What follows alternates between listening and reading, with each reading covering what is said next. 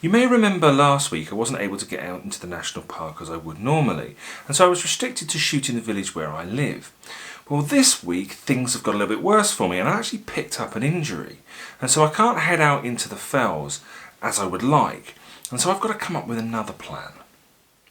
As I see it, I've got a couple of options. I could do a tutorial on post-processing, or we could head outside and try some photography in my back garden. So that's Lightroom or macro photography, Photoshop or flowers.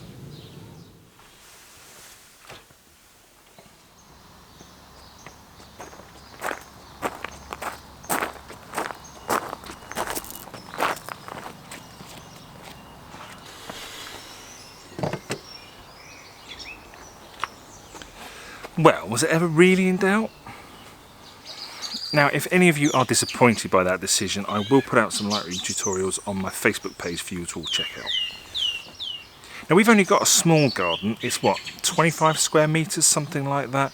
But my wife is a professional gardener, and so I'm going to spend a little bit of time looking around trying to find some suitable subjects.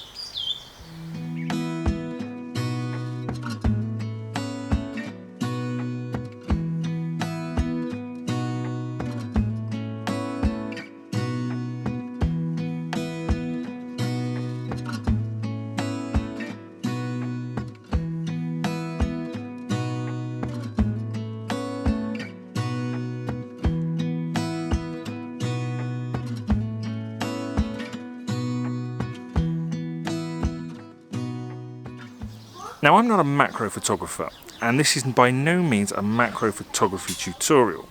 I don't even have any specialist macro photography equipment, but what I do have is my Canon EF 24-70mm f4L lens that has a macro function on it, so that should allow me to get nice and close to the subject.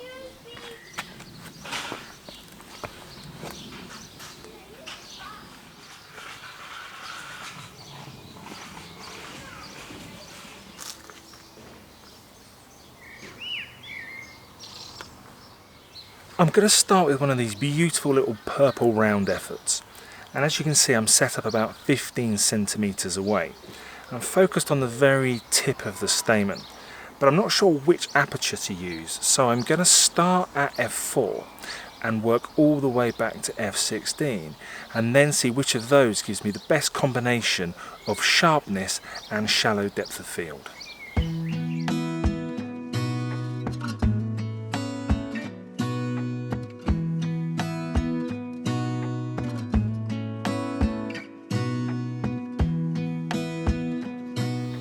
I think the main problem with that shot is because I can only go down to f4, that hasn't been enough to completely blur out the background, and therefore that background is a little bit too distracting for my tastes. So in my next shot, what I need to be able to find is something that has a lot more separation between the subject and its background.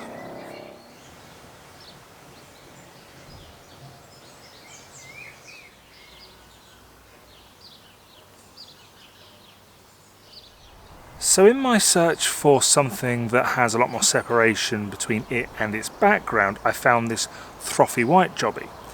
And the problem that I've got now is that this has quite a long thin stem and it's very affected by the breeze.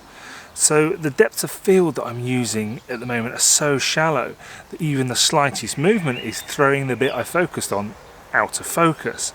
And so now I'm just having to be very, very patient and waiting for that wind to die down.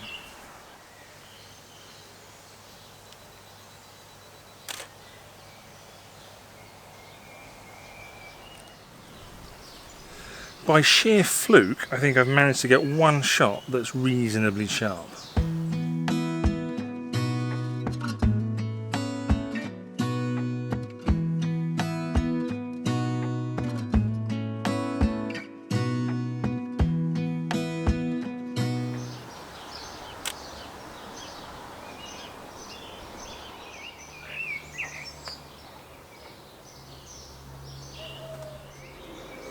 For my final shot, I'm taking a photo of this little tree chap, and I've focused on the very tip of one of the leaves, and I've allowed the rest of the leaves to fall out of focus as they're going away. I think this is quite a nice little shot, but I am experiencing the same problems I've had before. The wind is quite strong and is blowing it about. It's very difficult for me to focus, very difficult for me to get the leaf in exactly the right location. So I guess it's just a case of a little bit of patience.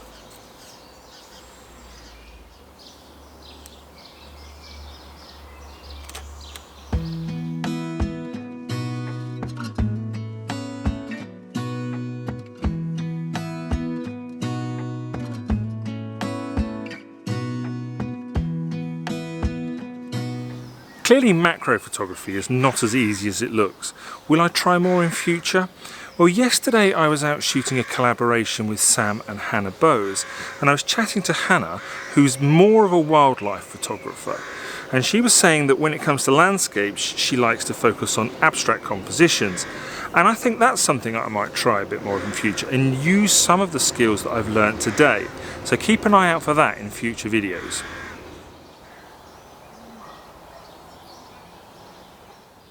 Before I go, I've got a bit of a favour to ask.